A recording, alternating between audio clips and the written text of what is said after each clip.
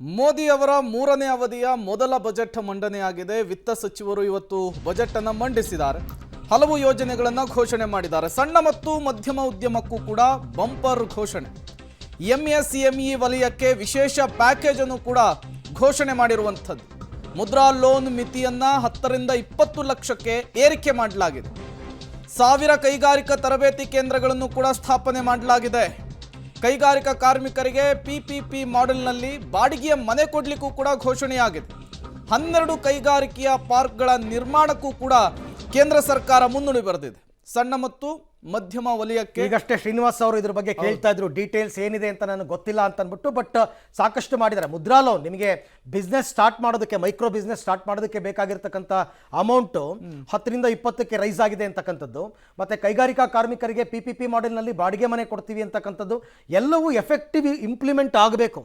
ಬರೀ ನಾನು ಯಾವಾಗಲೂ ಹೇಳ್ತಿರ್ತೀನಿ, ಇದು ಬರಬೇಕು, ಜನರಿಗೆ ಅನುಕೂಲ ಆಗಬೇಕು, ಆಗ ನಾವು ಅದನ್ನು ಸರಿಯಾದ ಯೋಜನೆಯಪ್ಪ ಇದು ಅಂತಂದ್ಬಿಟ್ಟು. ಅಗೈನ್ MSME ವಲಯಕ್ಕೆ ವಿಶೇಷ ಪ್ಯಾಕೇಜನ್ನು ಘೋಷಣೆ ಮಾಡಿರ್ತಕ್ಕಂಥದ್ದು ಉದ್ಯೋಗ ಸೃಷ್ಟಿ ಆಗುತ್ತೆ ಅಂತಕ್ಕಂಥ ಒಂದು ಕಾರಣ.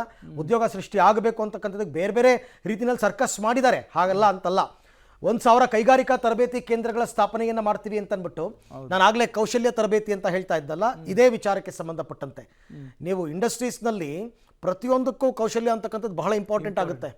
ನೀವು ಡಿಪ್ಲೊಮಾ ಮಾಡ್ಕೊಂಡು ಅಲ್ಲ, ಬರೀ ಡಿಪ್ಲೊಮಾ ಮಾಡಿಕೊಂಡು ITI ಮಾಡಿಕೊಂಡು ಅದೆಲ್ಲ ಅದು ಈಗ ಆ ಸಿಲೆಬಸ್ ಜೊತೆಗೆ ಹೆಚ್ಚುವರಿಯಾಗಿ ಬೇಕು ಏನಾದರೂ ಒಂದು ನಾಲೆಡ್ಜ್. ಅದಕ್ಕೋಸ್ಕರನೇ ಇವೆಲ್ಲ ಮಾಡ್ತಾ ಇರ್ತಕ್ಕಂಥದ್ದು. 10 ರಿಂದ 20 ಲಕ್ಷ ರೂಪಾಯಿಗೆ ಏರಿಕೆ ಮಾಡಿದರೆ ಮುದ್ರಾ ಲೋನ್ ಮಿತಿ. ನಿಮ್ಮ ಬಿಸ್ನೆಸ್ ಸ್ಟಾರ್ಟಪ್ ಬಿಸ್ನೆಸ್ಗಳಿಗೆ ಅನುಕೂಲ ಆಗಲಿ ಅನ್ನೋ ಕಾರಣಕ್ಕೋಸ್ಕರ ನೀವೇನಾದರೂ ಹೊಸದಾಗಿ ಕೈಗಾರಿಕೆ ಸ್ಥಾಪನೆ ಮಾಡಬೇಕು ಅಂದಾಗ ನೀವು ಸೂಕ್ತ ಡಾಕ್ಯುಮೆಂಟ್ ಕೊಟ್ಟು 20 ಲಕ್ಷ ತನಕನೂ ಕೂಡ ನೀವು ಲೋನ್ ಪಡ್ಕೋಬಹುದು ಇಂಡಸ್ಟ್ರೀಸ್ ಅನ್ನು ಆರಂಭ ಮಾಡೋದಕ್ಕೆ. 12 ಕೈಗಾರಿಕಾ ಪಾರ್ಕ್ಗಳ ನಿರ್ಮಾಣಕ್ಕೂ ಕೂಡ ಅಸ್ತು ಅಂತ ಹೇಳಿದೆ. ಸಣ್ಣ ಮತ್ತು ಮಧ್ಯಮ ಉದ್ಯಮಕ್ಕೆ ಒಂದು ದೊಡ್ಡ ನಿರೀಕ್ಷೆ ಇತ್ತು. ಆರಂಭದಲ್ಲಿ ವಿತ್ತ ಸಚಿವೆ 9 ಆದ್ಯತೆಗಳ ಬಗ್ಗೆ ಮಾತನಾಡಬೇಕಾದ್ರೆ MSME ವಲಯಗಳ ಬಗ್ಗೆ ಮಾತನಾಡಿದ್ರು, ಉಲ್ಲೇಖಿಸಿದ್ರು. ಇದು ಕೂಡ ನಮ್ಮ ಆದ್ಯತಾ ವಲಯ. ಅಂದ್ರೆ ಈ ಬಾರಿಯ ಬಜೆಟ್ ನಲ್ಲಿ ನಾವು ಯಾವ್ಯಾವುದಕ್ಕೆ ಪ್ರಾಶಸ್ತ್ಯವನ್ನ ಕೊಟ್ಟಿದ್ದೀವಿ ಅಂತಕ್ಕಂಥದ್ರ ಬಗ್ಗೆ ಒಂದು ಆರಂಭದಲ್ಲಿ ಒಂದು ಸಮರಿ ತರ, ಒಂದು ಈಗ ಟ್ರೈಲರ್ ಅಂತೀವಲ್ಲ ಸಿನಿಮಾದಲ್ಲಿ, ಆ ತರ ಒಂದು ಟ್ರೈಲರ್ ಬಿಟ್ರು. ಸೊ ಹಾಗಾಗಿ ಈಗ ಕೈಗಾರಿಕೆಗಳ ಪುನಶ್ಚೇತನ ಆಗಬೇಕು.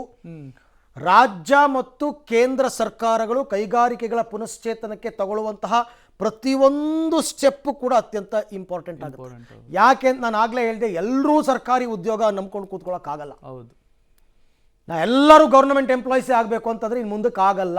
ಜಾಬ್ ಕ್ರಿಯೇಟ್ ಆಗಬೇಕಲ್ಲ. ಎಲ್ಲಿ 140 ಕೋಟಿ ಜನಸಂಖ್ಯೆ ಇರತಕ್ಕಂಥ ದೇಶದಲ್ಲಿ ಜಾಬ್ ಕ್ರಿಯೇಟ್ ಆಗಬೇಕು. ಹಾಗಾಗಿ ಕೈಗಾರಿಕಾ ವಲಯಕ್ಕೆ ಹೆಚ್ಚಿನ ಆದ್ಯತೆಯನ್ನ ಕೊಡ್ತಾರೆ, ಕೊಡಲೇಬೇಕು. ಯಾವುದೇ ಸರ್ಕಾರ ಇದ್ರೂ ಕೊಡಬೇಕು. ಹಾಗೆ ಉದ್ಯೋಗ ಸ್ಥಾಪನೆ, ಉದ್ಯೋಗ ನಿರ್ಮಾಣ ಮಾಡ್ತೀವಿ ಅಂತಂದ್ಬಿಟ್ಟು ಉದ್ಯೋಗಗಳನ್ನ ಕೊಡ್ತೀವಿ ಅಂತಂದ್ರೆ ಈ ರೀತಿನಲ್ಲೇ ಕೊಡ್ತಾ ಬರಬೇಕಾಗುತ್ತೆ. ಕೈಗಾರಿಕೆಗಳು ಹೆಚ್ಚೆಚ್ಚು ಸ್ಥಾಪನೆ ಆದಷ್ಟು ನಿಮಗೆ ಉದ್ಯೋಗ ಜಾಸ್ತಿಯಾಗಿ ಕೆಲಸಗಳು ಸಿಗ್ತಾ ಹೋಗುತ್ತೆ.